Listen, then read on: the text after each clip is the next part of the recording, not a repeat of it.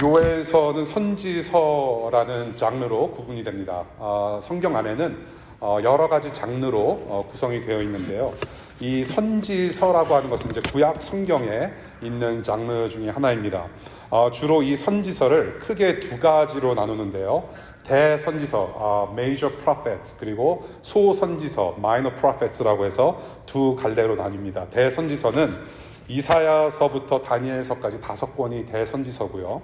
그 다음에 소선지서는 호세아서부터 말라기 끝까지 12권으로 구성되어 있습니다. 이 대선지서와 소선지서로 나누는 기준은 어떤 선지자는 굉장히 유명하고 잘생기고 해서 그렇게 나뉘는 게 아니라 분량으로 나뉩니다. 가령 예를 들어서 여러분들이 대선지서의 대표적인 그 이사야서를 보게 되면 66장으로 되어 있어요. 성경은 전체 몇 권으로 되어 있죠? 우리 교회 괜찮네요. 아주. 근데 주로 방문하신 분들이 답을 더 크게 하신 것 같아요. 66권이에요. 그런데 이사야서도 똑같이 66장으로 구성되어 있습니다. 굉장히 분량이 많은 거예요. 이와 반대로 오늘같이 요엘서는 굉장히 분량이 짧기 때문에 소선지서라고 그렇게 우리가 구분을 지어서 읽습니다. 다 비슷한 내용이에요. 비슷한 내용인데 각 권마다, 각 성경마다 특징들이 있고 특성들이 있죠. 선지자란 무엇인가? 간단히 말씀드리면 선지자는 예언자가 아니에요. 우리가 선지서라고 했을 때 예언서라고 주로 얘기하기도 합니다. 그리고 그 선지서를 쓴 사람들을 우리는 선지자라고 표현하는데 더러는 예언자라고도 표현을 해요. 그러나 우리가 예언서라고 했을 때 좀 우리가 예언하면 떠오르는 사람 있죠. 노스트라다무스 그런 사람들. 그런 사람들처럼 미래를 예언하거나 미래의 일들을 이렇게 좀 예고하는 사람들, 그렇게 우리가 알고 있는데, 그래서 저는 예언자라는 말을 참 쓰기가 조금 거북해요. 마치 선지자들, 선지서를 그런 식으로 오용할 수가 있기 때문에, 그런 식으로만 생각할 수 있기 때문에 저는 선지자, 선지서라는 말로 좀 많이 쓰고 싶다는 생각이 들어요. 선지자들은 점쟁이가 아니에요. 미래는 얘가 누구랑 결혼할 것이다. 앞으로 미국은 이런 땅이 될 것이다. 그런 예언을 점쳐서 말하는 사람들이 아니라 하나님의 말씀을 그대로 전달하는 사람들이 바로 선지자들입니다. 하나님의 말씀을 대언한다라고 하죠. 대언자입니다. 하나님의 말씀, 하나님의 생각, 하나님의 뜻을, 하나님의 꿈을, 하나님의 비전을 그대로 전달하는 사람들이 선지자예요. 그래서 오늘 요엘서를 오늘부터 시작하는데 요엘도 그 선지자, 대언자 중에 한 사람으로 우리가 보고 있습니다. 자, 선지서, 예언서, 이 선지서의 내용을 보면 주로 이런 내용이에요. 이스라엘 민족, 하나님께서 택하신 이스라엘 민족에게 처한 어떤 상황, 암흑의 역사 속에서 하나님께서 심판 주신다. 하나님께서 심판을 주시고 심판도 주시지만 동시에 소망도 주신다라는 메시지를 그 하나님의 마음을 전달하는 내용으로 구성되어 있어요. 그래서 궁극적으로는 하나님께 돌아가라, 하나님께 돌아오라라는 그러한 핵심적인 메시지를 계속 선포했던 사람들이 바로 선지자고 그러한 내용을 담은 것이 선지서라는 것입니다. 그 당시 시대적 배경을 우리가 이제 알아야 하는데 그 시대적 배경 위에 각 나라 백성들에게 즉각 적용할 수 있는 말씀을 주심과 동시에 앞으로 일어날 하나님 나라의 완성, 그리고 앞으로 오실 그 당시 구약 시대에는 안 계셨던 예수 그리스도, 메시아인 예수 그리스도를 또 가리키는 내용들을 또 우리가 목격할 수가 있습니다. 그리고 또한 중요한 것은 이것이 과거에 이스라엘 민족에게만 해당되었던, 적용하는 그러한 내용이 아니라 지금 현 시대 저와 여러분들에게도 충분히 적용해야만 하는 하나님의 말씀, 생각, 뜻이라고 보면 좋겠습니다. 요엘서, 선지서의 대부분을 보게 되면 거의 첫 부분에 그 어느 왕 때 활약했는지 나와 있습니다. 이 사람의 정체를 분명히 드러내고 선지서가 시작이 돼요. 유다 왕 누구 때, 혹은 이스라엘 왕 누구 때 몇 년에 활동했던 선지자라는 것을 각 선지서마다 알 수가 있는데 요엘서는 그런 게 없어요. 도대체 어느 나라 왕 때 몇 년도에 활약을 했던 선지자였는지 알 수가 없어요. 언제 사역했는지 시기를 알 수가 없으나 1절을 보게 되면 부두엘이라는 사람의 아들이라는 것만 알고 있는 거예요. 예, 누구의 아들이다. 오늘 Father's Day. 예, 누구의 아들이다라고 기억되는 것은 굉장한 영광이에요. 아버지에게. 예, 굉장한 영광입니다. 오늘 말씀 1장의 말씀을 우리가 쭉 보면서 우리에게 주시는 말씀이 무엇인지 한번 볼게요. 자, 1장의 대략의 내용, 먼저 2절부터 4절까지 보겠습니다. 재앙의 내용들이 나옵니다. 재앙. 자, 나이 많은 사람들아 들어라 라고 하면서 그 재앙을 이야기를 하는데, 여기서 그냥 우리가 플레인하게 나이 많은 사람들아라고 하면 주로 뭐 여러분들의 부모님 세대나 할아버지 할머니 세대만을 좀 생각할 수가 있어요. 그런데 여기서 말하는 나이 많은 사람들아 들어라, 우리 교회에서 제일 나이가 많으나 30대 20대처럼 보이는 저만 들어야 되는 말씀이 아니라 여기서는 나라 지도자들을 얘기를 해요. 나라 지도자들. 나이 많은 사람들이라고 했을 때는 여기서는 나라를 다스리는 통치자들을 가리켜요. 나이 많은 사람들아. 그러니까 뭐 다른 말로 원로들아, 뭐 그렇게 얘기할 수 있겠죠.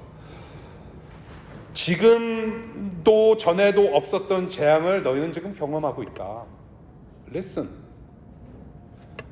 엄청난 재앙이다. 어떤 재앙이에요? 지금 보니까는요, 곤충의 이름들이 나와요. 곤충이 나라 땅을 지금 다 갉아먹는 재앙을 너희들이 지금 당하고 있다. 메뚜기 재앙입니다. 메뚜기 재앙. 이 메뚜기 재앙, 여러분들이 기독교를 조금 이미 접해보셨거나 성경을 읽어보신 분들 중에 메뚜기 재앙을 어디서 볼 수 있나요? 주로 출애굽기에서 10가지 재앙 중에 하나가 메뚜기 재앙이었죠. 이 또한 오늘 방문하신 분들이 조금 더 대답을 잘하신 것 같아요. 예. 출애굽기 재앙 중에 하나였어요. 그러니까 굉장히 무서운 재앙인 거예요, 메뚜기 재앙은. 근데 오늘 본문을 보면요, 풀무치라는 곤충 이름도 나오고 메뚜기, 누리, 황충이라는 게 나와요.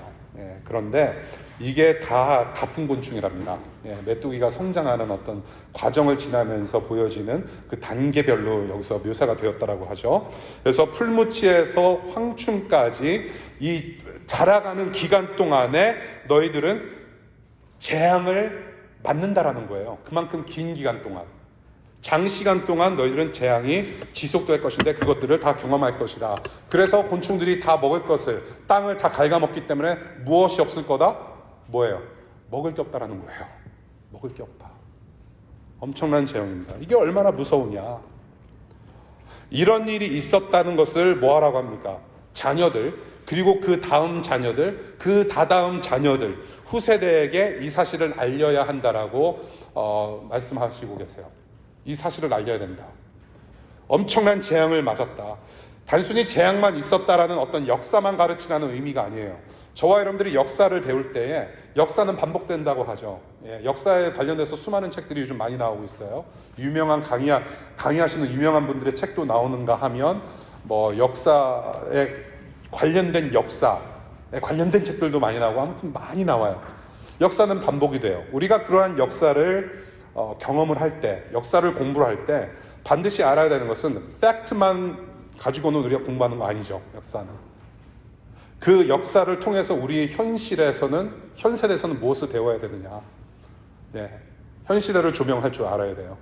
예, 그와 마찬가지로 이 시대에 지금 재앙만 있는 거 아니다. 예, 재앙만 가르치는 것이 아니라 무엇을 그 재앙의 주인 되시는, 혹은 복의 주인 되시는 하나님의 존재, 하나님께서 살아계시고 우리가 믿는 여호와 하나님이 어떤 분이신지를 가르쳐라. 그 하나님의 성품과 존재를 함께 가르치면서 무엇을 가르쳐야 된다? 후세대들에게 하나님만을 경외해야 된다라는 것을 가르쳐야 한다. 누구에게? 자녀, 그 다음 자녀, 그 다다음 자녀, 후세대들에게.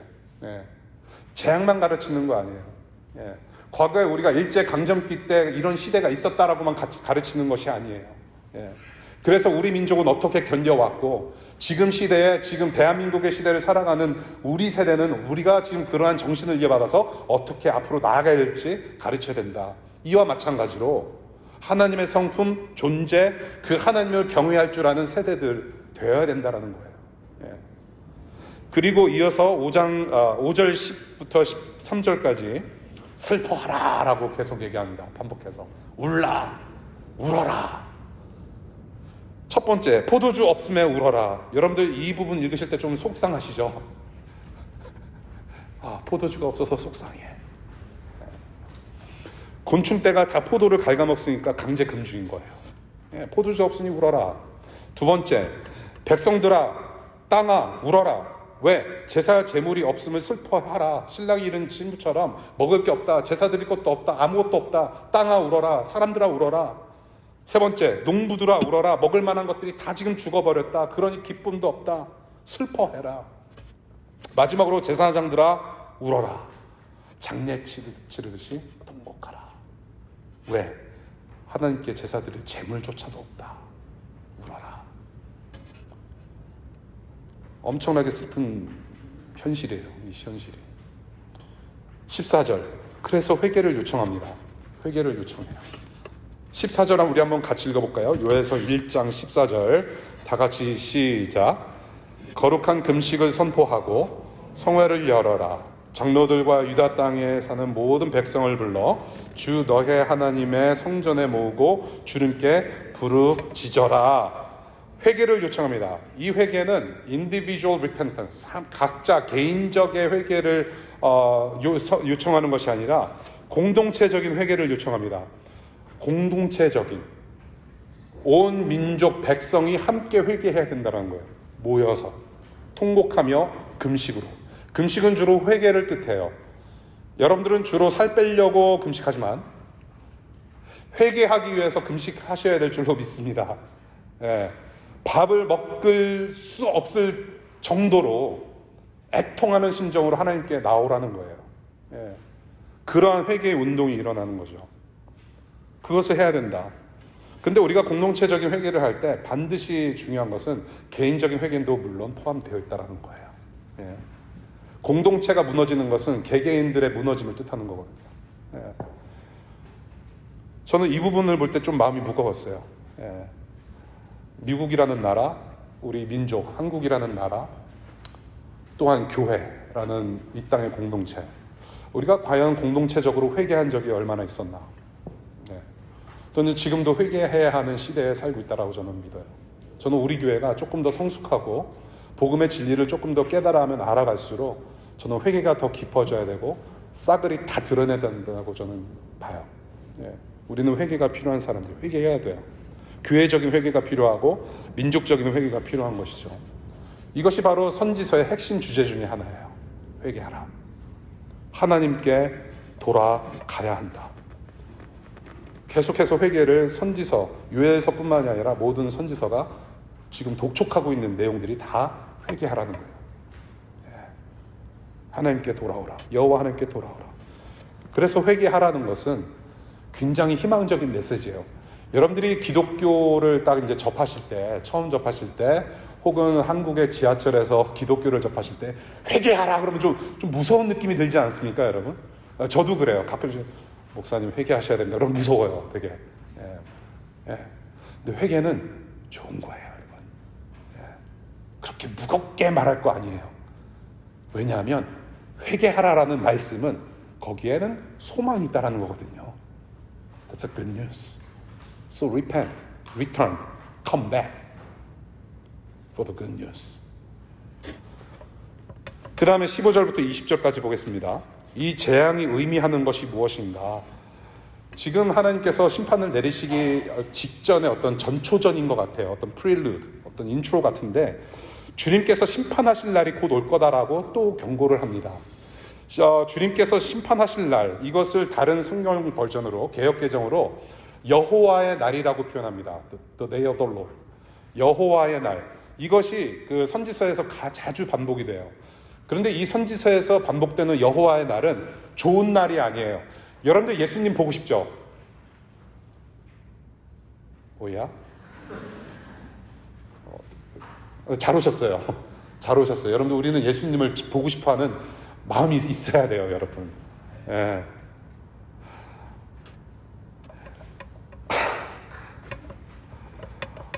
여호와의 날은 하나님을 뵙는 날이에요. 예수 그리스도를 face to face, 대면해서 보는 날이 여호와의 날이에요. 그런데 선지서에서 말하는 여호와의 날은 굉장히 어려운 날입니다.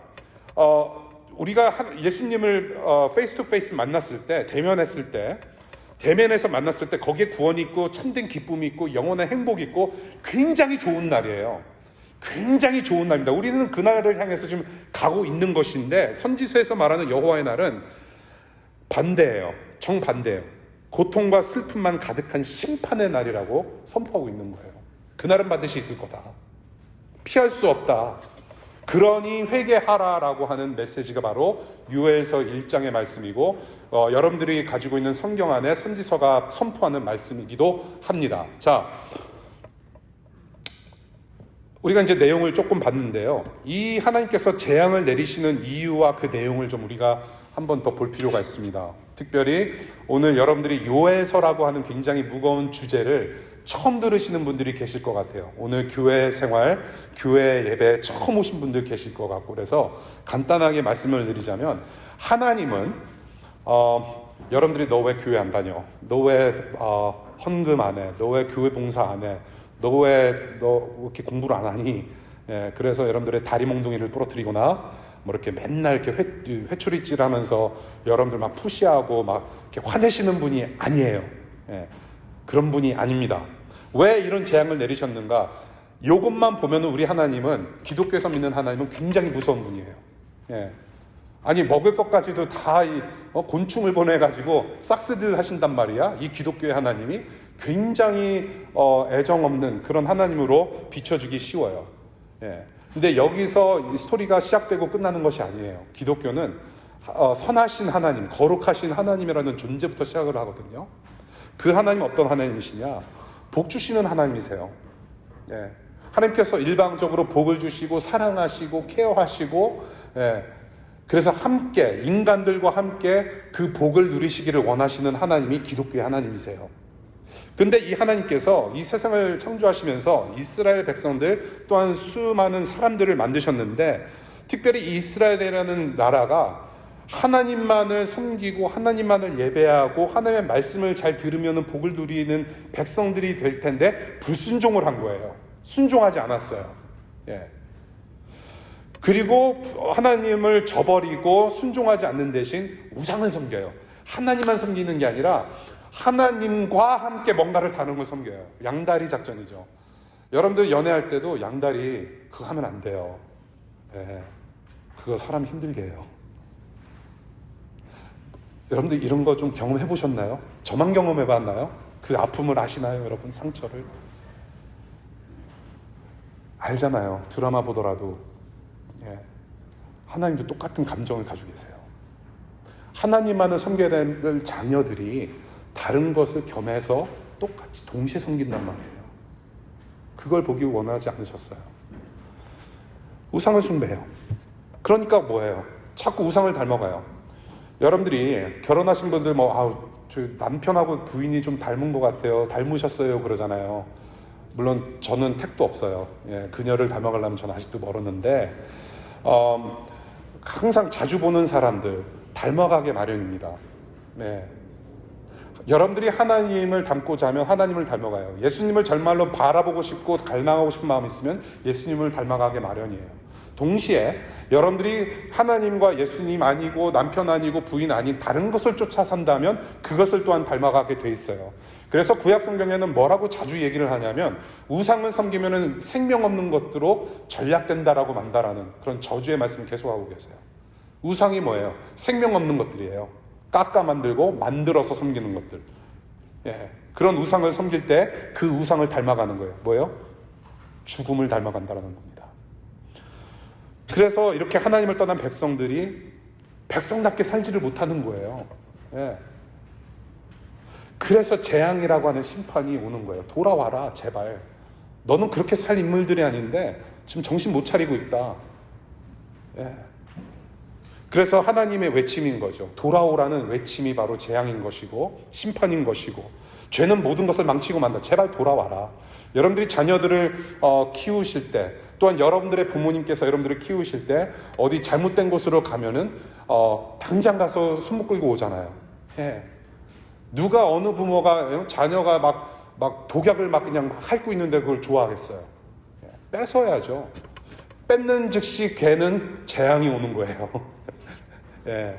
부모 딴에는 잘하는 건데 그걸 먹으면 얘는 죽어버리는데, 예. 그거 빼앗는 것조차가 애들한테는 재앙이 될 수 있다는 말이에요. 자, 그래서 우리 하나님은 이렇게 백성들, 자기의 자녀들이 돌아올 수 있도록 외치시는 거예요. 돌아오라 제발. 예. 그 재앙의 한 목적 중에 하나가, 심판의 목적 중에 하나가 바로 거기에 있어요. 예. 돌아오게 함.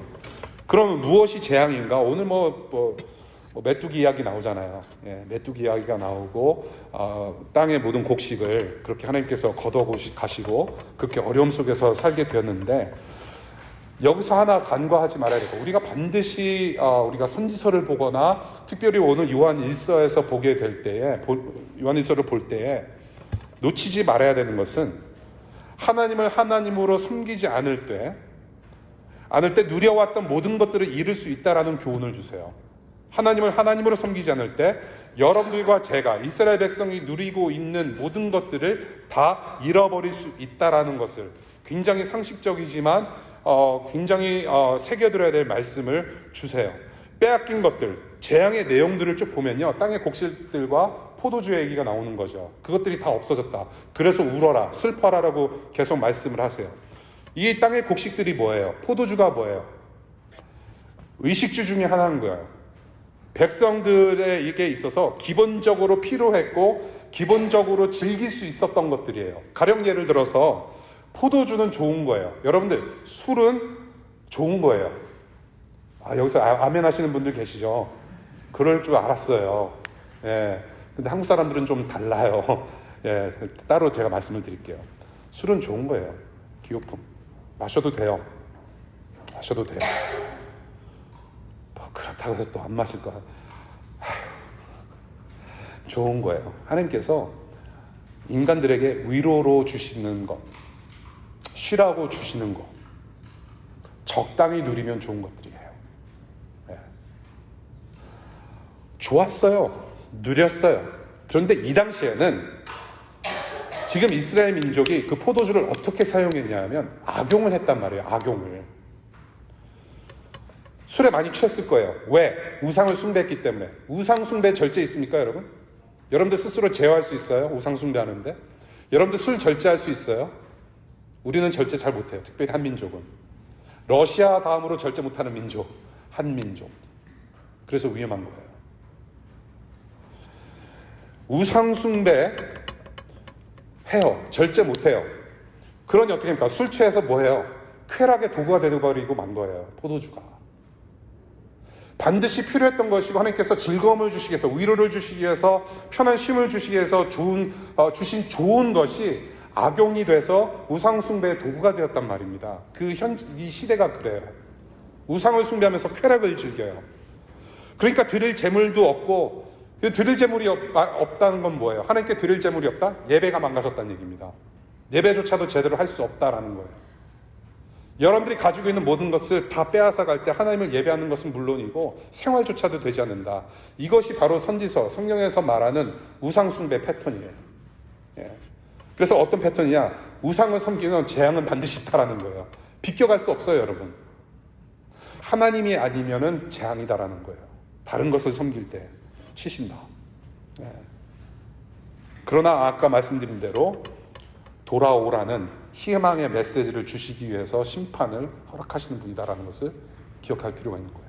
자, 그런데 우리 이제 삶을 좀 봤으면 좋겠어요. 이 대략의 내용을 우리가 쭉 보면서 So what? 우리도 그러면은 메뚜기 재앙을 맞겠습니까? 저의 상식, 저는 문과생인데, 문과 출신인데, 아무리 상식적으로 생각을 해봐도 메뚜기 재앙이 일어날 것 같지는 않아요. 이 워싱턴 DC에. 예. 저 모르겠어요. 오하이오나 그쪽 지방이면 몰라도 DC에서는 이러한 재앙을 우리가 만날이라고 하는 기대할 수가 없어요. 이런 식의 재앙은 지금 우리가 경험하지는 않지만 현대의 성공주의라고 하는 이 물질 만능 시대, 성공주의 시대를 살아가고 있는 저와 여러분들에게 있어서는 우리가 나름대로 지금 씨름하면서 맞고 있는 재앙들은 있을 거라고 저는 생각을 해요. 네, 어려움, 개인적으로 personally 이것은 진짜 this must be the wrath of God. 어떤 큰 일 있잖아요. 가슴 떨리는 어떤 고통, 힘든 것, 재앙이면 재앙이라고 표현할 수 있는 것들, 그런 것들은 있을 거라고 저는 생각을 해요. 우리 여러분들 중에 혹시 아버지의 해방일지라는 책 읽어보신 분 계신가요? 정지아 작가님께서 쓰신 아버지의 해방일지라는 책이 있는데, 여러분들 문학생활 조금 하시면 좋겠어요. 예, 문학생활. 바쁜 시대에 책도 좀 읽으시면서 그런 교양 좀 이렇게 정서적으로 이 아버지의 해방일지를 보면은 참 울고 웃고 울고 좀 그런 좀 뭐랄까 순간들이 좀 많이 있었어요. 예. 그래서 제 신체 변화에 조금 뭔가 변화가 있었던 것 같은데, 사회주의적 유토피아를 꿈꾸던 빨치산 아버지를 둔 딸의 이야기예요. 그때 그 아버지가 이제 세상을 떠나시면서 장례식 기간 동안에 그 아버지를 통해서 겪게 되는 기억과 추억, 그리고 역사, 그리고 여러 가지 에피소드를 이제 글로 풀어낸 작품입니다. 물론 허구 소설이에요. 근데 마치 실제로 일어났던 것처럼 많이 와닿는 부분들이 있어요. 근데 이제 문제는 뭐냐면, 이 빨치산이었던 사회주의, 공산주의 쪽에 편향돼서 싸웠던 그 아버지의 그 과거 경력 때문에 이 주인공 딸이 여러 수모를 겪게 돼요. 그런 부분들을 이제 여러 부분에서 얘기를 하고 있는데요. 그런 현실을 당한 딸이 깨닫게 된 바를 이렇게 표현한 문단도 있습니다. 파워포인트 한번 보시죠.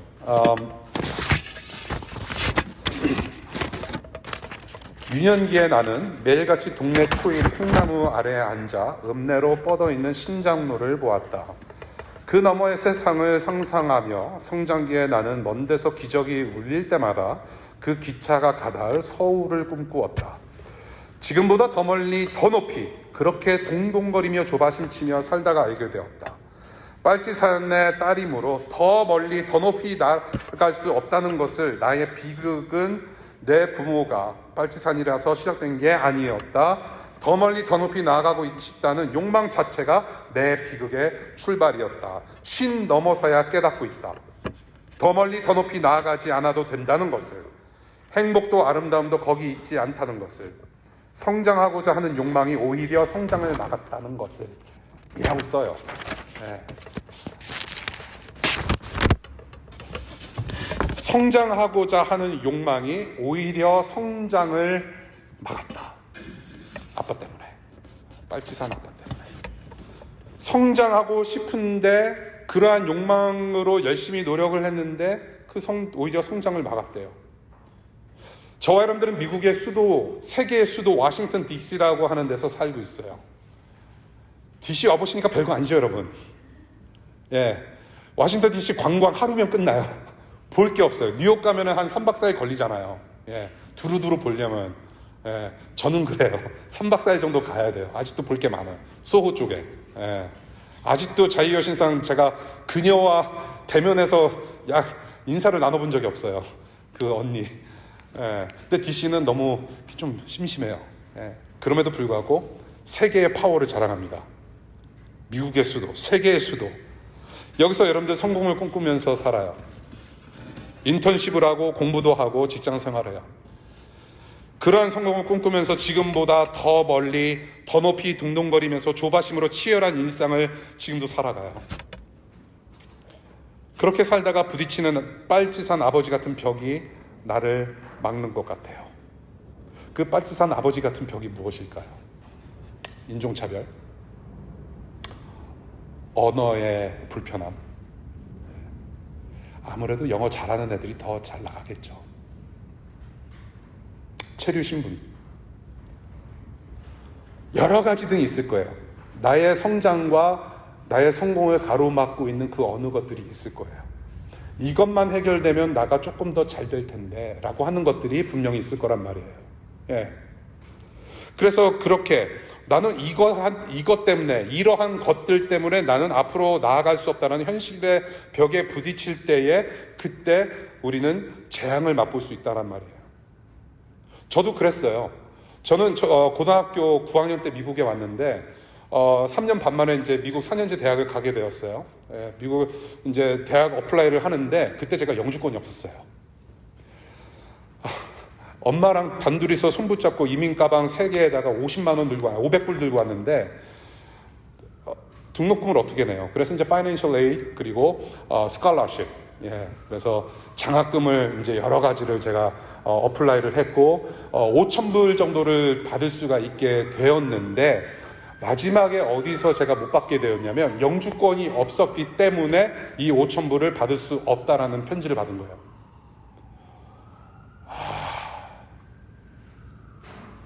저한테는 재앙인 거예요. 그때 당시 불과 이제 제가 대학교 졸업할 때가 바로 5년, 6년 전이었으니까 학비가 한 학기에 2,000불 정도였어요. 2,000불. 그대로 믿으신 분들이 계시네요. 감사합니다. 예. 제가 주립대학교 다녔을 때 학비가 2,000불이었어요. 그리고 out of state, 유학생들과 다른 state, 다른 주에서 오는 사람들은 4,000불이었어요. 그 당시 2,000불도 컸는데 4,000불을 엄마랑 내가 열심히 일해서도 감당할 수 없는 학비였어요. 야, 근데 공부는 하고 싶고 해야만 하는데 안 되는 거예요. 그놈의 영주권이 그때부터 무상이 된 거예요. 그것만 있었어도 나는 3년 만에 대학을 졸업하고 20대에 박사를 받고, 그때 당시는 김포공항이었거든요. 김포공항에 가면은 동네 사람들이 다, 고향 사람들이 관광버스 대절해가지고 올라와서 홍주영 박사라고 환영해 줄 거라는 환상이 있었단 말이에요. 그게 깨진 거죠. 재앙이에요.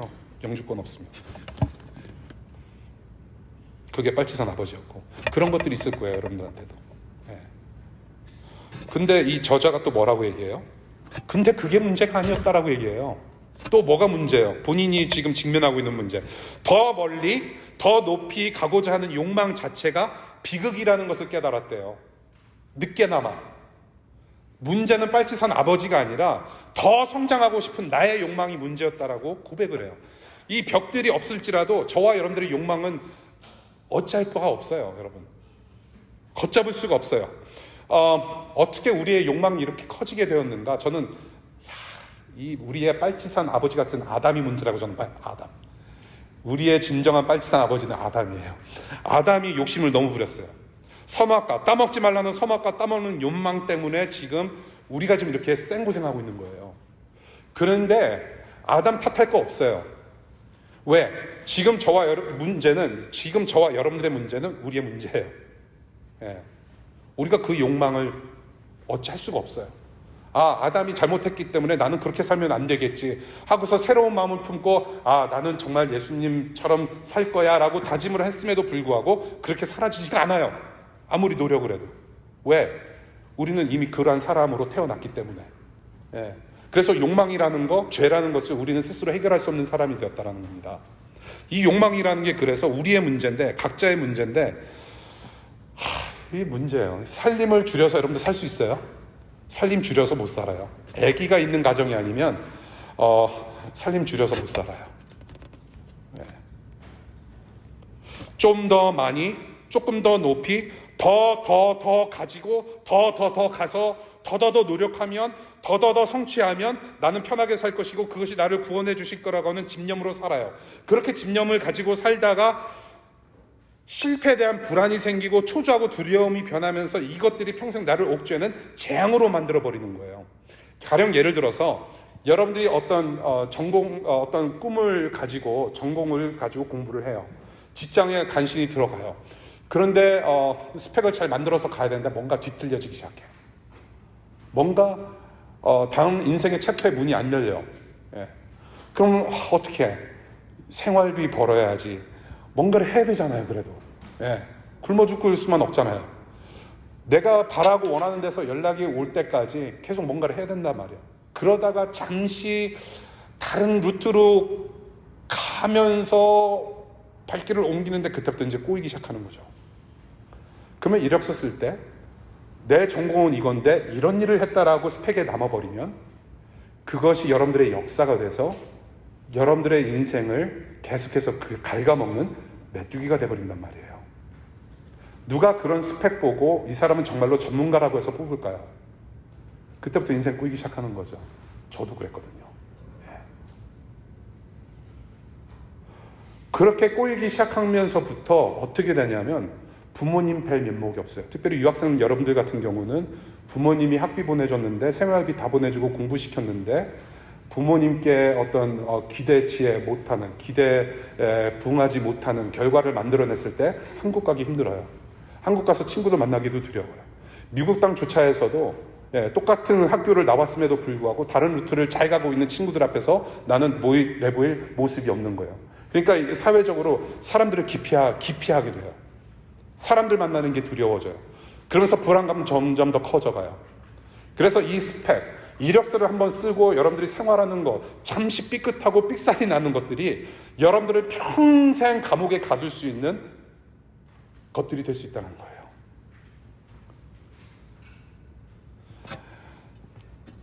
그만큼 만족하고 즐거움을 갖고 기대했던 것들이 부메랑으로 돌아와서 나를 옥죄는, 나를 괴롭게 하는 두려움과 실망을 가져다주는, 그래서 기대한 만큼, 내가 바랬던 만큼, 소망했던 만큼, 만족했던 만큼 그 괴로움과 실망과 두려움, 그런 어려움도 비례한다라는 사실을 우리가 체험하고 살아가는 거죠. 누가 주인이냐는 문제인 것 같아요. 제 이 상황을 조금 정리하자면은, 욕망을 따라가서 쌓는 스펙은 여러분들의 인생 목표가 될 수 있어요. 그런데 그 인생 목표가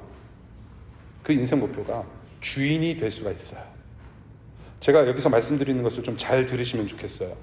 인생의 목표를 만드는 것은 좋은 거예요. 그래서 제가 말씀드린 것은 인생의 목표가 주인이 될 수 있다는 말은 반드시 인생의 주인이 될 것이기 때문에 위험하다는 말씀을 드리는 거 아니에요. 될 수도 있어요. It could be your master. 인생의 목표 could be your master. 그런데 그 주인이 돼버리면, 인생의 목표가 주인이 돼버리면 주인된 그것이 언젠가는 재앙의 심판자로 여러분들을 심판할 거란 말이에요. 계속해서 여러분들 꼬이게 만들고 불안하게 만들고 평생 여러분들을 따라다니면서 괴롭힐 거란 말이에요. 그래서 이 주인 되었던 것이 여러분들의 삶과 영혼을 비극 혹은 재앙이라는 보이지 않는 감옥 안에 계속 갇히게 만든단 말이에요. 여러분들이 그것들을 주인 삼았을 때 조금 더 높이, 조금 더 멀리, 거기에는 내 행복이 있을 거라고 작정한 후에, 이러한 현실, 성경이 바로 이러한 우리의 현실을 정확히 지적을 해요. 야고보서 같이 읽겠습니다. 야고보서 1장 15절 시작. 욕심이 잉태하면 죄를 낳고 죄가 자라면 죽음을 낳습니다. 일하고 노동하는 거 좋은 거예요. 요즘 일과 영성 속으로 계속 하고 있는데요. 일을 하고 노동하는 것은 죄의 현상이 아니에요. 결코. 에덴 동산에서 사람이 죄를 짓기 전부터 이미 노동은 있었어요. 근데 그 노동과 일, 직장 생활은 기쁨이었어요. 기쁨 그 자체였고 그것이 예배 자체였다라는 거예요. 일과 노동은 좋은 거예요. 그런데 하나님을 떠난 노동은 힘들 수밖에 없어요. 그래서 월요일 날 출근하는 게 힘들어지는 거죠. 굉장히 괴로워요. 그리고 그 직장이라는 거, 하나님을 떠난 노동이라고 하는 거, 하나님을 떠난 직장 생활은 여러분들의 욕망의 분출구 또한 될 수 있는 거예요. 괴로움을 주는과 동시에 욕망의 분출구. 욕망이 우상이 되어서 주인을 삼으면 결국 뭐예요? 성경이 말씀한 대로 죽음밖에 없다는 거예요. 그 죽음은 우리가, 저와 여러분들이 지금 일상에서 경험하고 있는 것들이에요. 뭐예요? 불안과 초조와 두려움과 괴로움과 실망. 이렇게 열심히 했는데 보스가 안 알아줘? 나는 쟤보다 더 열심히 했는데 프로모션은 내가 안 돼. 승진이 안 되면 어떻게 해요? 불안한 거예요. 나 혼자 잘리겠구나. 그것이 뭐 레이시즘이 됐든지 뭐 보스의 어떤 프레퍼런스가 달라서 그렇든지 아무튼 불안한 거예요. 내가 기대했던 그런 이익은 돌아오지 않아요. 그게 뭐예요?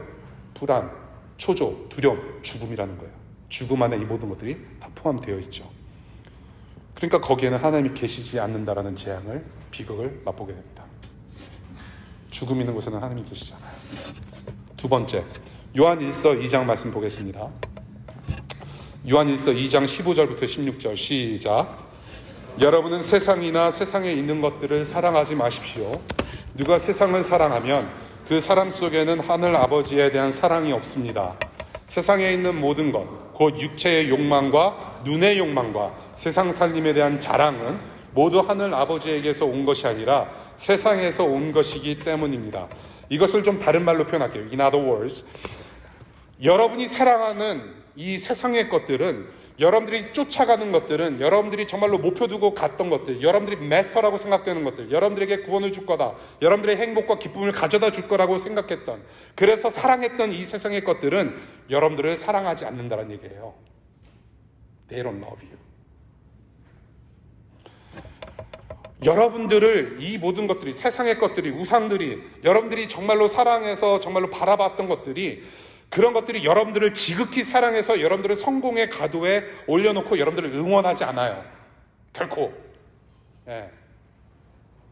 이 세상 그 어느 것도 여러분들이 지금 누리고 있는 것들, 여러분들의 스펙, 여러분들이 바라고 있는 세상의 성공은 여러분들의 죄를 위해서 희생할 만큼 여러분들을 사랑하지 않아요. 하나님 앞에 누가 나아가요? 죄 없는 사람들이 나아가요. 예. 그때 영원한 생명을 누릴 수가 있어요. 그때 참 기쁨과 참 행복이 있어요. 그런데 여러분들이 쫓아가는 것들, 이 세상의 어느 것들도 여러분들의 죄를 해결해 주기 위해서 스스로 죽어주지 않아요. 오히려 우상들은 여러분들을 희생시켜요.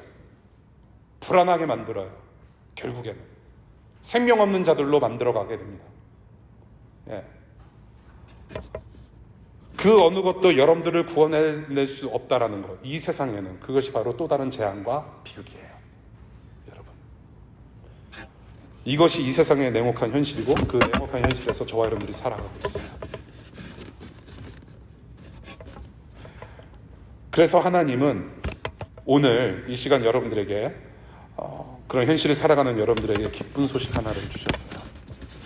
이런 재앙과 비극의 세상 속에서 인생 걸고 사시는 여러분들, 그간 누려왔던 것들을 하나둘 잃은 듯한 그런 슬픔과 괴로움과 불안과 초조로 살아가는 여러분들, 지금 여전히 마음의 눈물을 흘리면서 어찌할 바를 모르고 답답해하는 현실을 살아가고 있는 여러분들께 하나님께서 여러분들에게 선물을 주십니다. 예수 그리스도라는 선물. 지금 1시간 더 제가 말씀을 나눠야 되는데 도시락이 지금 도착이 된 것 같아요. 예, 그래서 45분만 더 할게요. 여러분들 스펙하면은 뭐가 떠오르세요? 저는 스펙하면 이분을 따라갈 재간 없다고 생각을 해요. 이 세상의 최고의 스펙을 가진 사람이 누굴까요? 여러분들 교회 예배 왔으니까 너무 뻔한 답 아니에요? 예수님! 예수님이 스펙 최고예요, 여러분. 뭐예요? 하나님이시자 하나님 아들이에요. 그러면 땡! 끝이에요, 그분 스펙은. 최고예요. 최고. 예수님의 스펙은 최고예요. 자, 창세기 1장 1절 뭐라고 나와요? 태초에 하나님께서 천지를 창조하실 때 In the beginning God created heaven and earth. 그게 이 예수님의 statement of 뭐라고 그래요? 요즘 말로 statement of purpose. personal statement이에요. 하나님께서 세상을 창조하셨다가 SOP예요. 예. 그 뒤로 예수님의 이력서가 쭉 나와요. 요한계시록까지. 성경 자체가 예수님의 이력서예요, 여러분. 엄청난 분이에요. 그런 예수께서 십자가에서 죽으셨대요. 미쳤어요? 이렇게 화려하고 엄청난 스펙을 어떻게 다 포기하고 죽을 수가 있어요, 예수님이. 여러분들 스펙 다 포기하고 죽을 수 있어요? 여러분들 스펙 다 포기하고 여러분들이 가지고 운전하고 있는 차, 지금 살고 있는 스튜디오, 아파트먼트, 집, 부동산 다 포기하고 여러분들 죽을 수 있어요? 누군가에게 다 퍼다 줄 수 있어요, 여러분?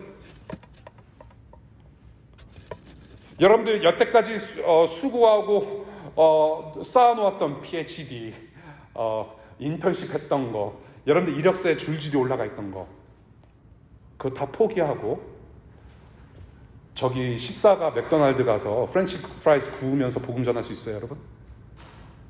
힘들어요. 예수님은 자기 스펙 다 포기하고 십자가에서 죽으셨대요. 갈라디아서 5장 24절 볼게요. 시작. 그리스도 예수께 속한 사람은 정욕과 욕망과 함께 자기의 육체를 십자가에 못 박았습니다. 다시 한번 시작. 그리스도 예수께 속한 사람은 정욕과 욕망과 함께 자기의 육체를 십자가에 못 박았습니다. 왜 자신의 스펙을 다 버리시고 예수님께서 십자가에 죽으셨는가? 지금 여러분이 당하고 있는 이러한 냉혹한 현실 속에서 당하고 있는 재앙과 비극에서 여러분들을 구원해 내시려고 예수님께서 십자가에서 죽으셨대요. 그것이 성경의 가르침이에요. 예. 자신의 스펙을, 그 하나님 자신의 아들의 스펙을 십자가에서 다 날리신 거예요, 아버지가. 자신의 아들의 스펙을, 하나님의 아들이라고 하는 엄청난 타이틀을 십자가에서 싹 다 날려버리셨어요. 왜? 저와 여러분들에게 하나님 자녀라는 스펙을 대신 주시려고. 본문에, 오늘 요에서 본문에 자꾸 울으라고 해요. 울어야 된다. 그만큼 슬프다. 여러분들, 예수님도 우셨어요. 아버지 하나님과의 단절이라는 최악의 불안과 슬픔과 고통으로 죽으셨어요. 죽으실 때 오열하셨어요. 절규하셨어요.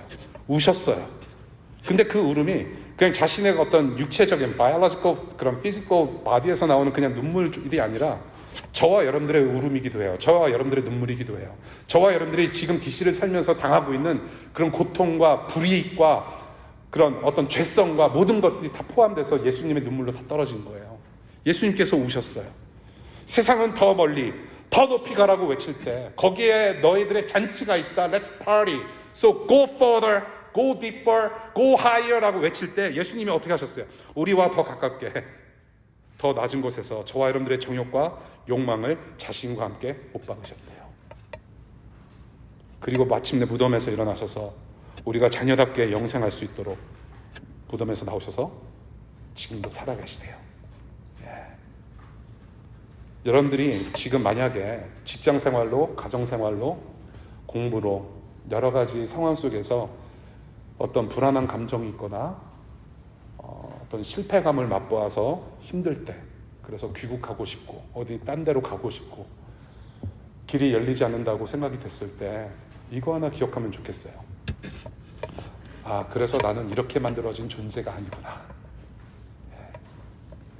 나는 필시 다른 존재로 만들어졌음에 틀림없다라는 기쁜 소식을 기억하시면 좋겠어요.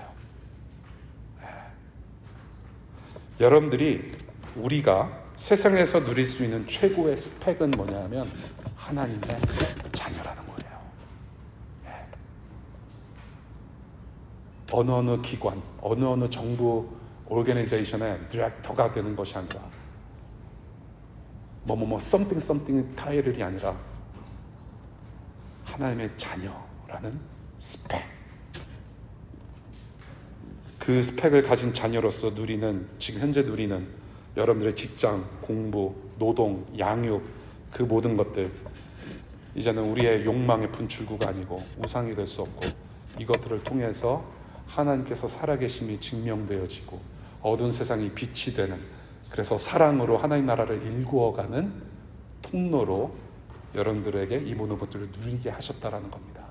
이것이 바로 성경에서 말하는 예배하는 삶이고, 이것이 바로 하나님께서 받으실 만한 산 제사라고 로마서 12장에서 얘기하고 있는 거예요. 말씀 해줄게요. 다음 세대에게 말하게 하여라.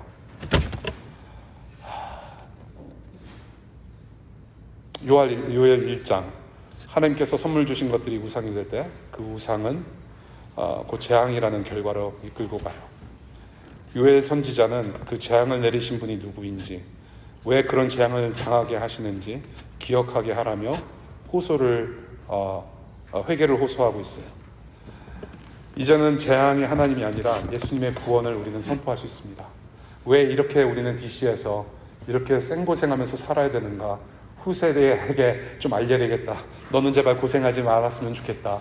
그것만 외칠 것인가요? 아니에요. 우리는 이렇게 살지 않아도 되는 존재로서 우리는 하나님의 자녀가 될 수 있다라는 희망을 선포하는 사람들이 되어야 된다라는 거예요. 여러분, 재앙과 불안과 낙심과 욕망, 우리가 주인 삼았던 모든 것들, 그리고 모든 죄까지 십자가에서 못 박으신 예수가 주인 되신. 오늘 보면요, 포도주 얘기 나오고, 신랑 신부 얘기 나오고, 양식 밥 먹는 거 얘기 나오고, 제사장 얘기가 나와요. 결국에는 이런 것들을 다 이 시대 사람들은 잃어버렸을지라도 우리에게는 영원한 포도주 되신 예수, 영원한 신랑 되신 예수, 영원한 양식 되신 예수, 영원한 제사장 되신 예수께서 지금도 우리와 함께 하신다는 사실을 우리에게 가르치십니다. 여러분, 다음 세대에 말해줘라. 이 예수를 전하지 않으면요, 우리는 여호수아 세대 이후에 사사시대로 되돌아가고 갈 겁니다. 어떻게 돼요? 여호수아가 죽고 난 다음에 하나님을 모르는 세대들이 일어났다고 얘기를 합니다. 여호수아의 잘못이었을 거예요. 여호수아 세대의 문제였을 거예요. 다음 세대에 그 하나님 여호와 하나님을 가르치지 않은 문제가 있었어요. 그래서 사사시대가 있었죠. 각기 소견대로 행하는 시대. 그런 시대에 우리가 살고 있는데 우리가 전해줄 것은 예수라는 거예요. 오늘 이준이 유아 세례 받았어요. 우리 어린이들 있습니다. 우리 자녀들도 계속 낳을 거예요. 여러분들 결혼해서 자녀를 낳을 것이고, 또한 여러분들의 이웃들, 우리에게 물려줄 수 있는 게 무엇인가라고 했을 때 이 세상을 어떻게 하면 잔머리 굴려서 잘 갈 수 있을 것인가, 잘 살 수 있을 것인가가 아니라 우리의 유일한 소망은 예수라는 분 한 분밖에 없다라는 것을 가르칠 수 있는 그런 세대가 되길 바라요. 여러분들, 교회마다 다음 세대 투자하고 교육을 앞서는데, 여러분들 다음 세대보다 더 문제인 것은 저는 지금 세대라고 생각을 해요. 지금 세대가 정신 차리지 못하면 우리는 전할 복음이 없어요. 지금 여러분들이 정신 차리지 못하면, 우리가 정신 차리지 못하면 전할 예수가 없습니다. 여러분, 우리의 말과 행실을 통해서 다음 세대 또한 우리 이웃들이 그 예수를 바라볼 수 있도록 했으면 좋겠어요. 기도하겠습니다.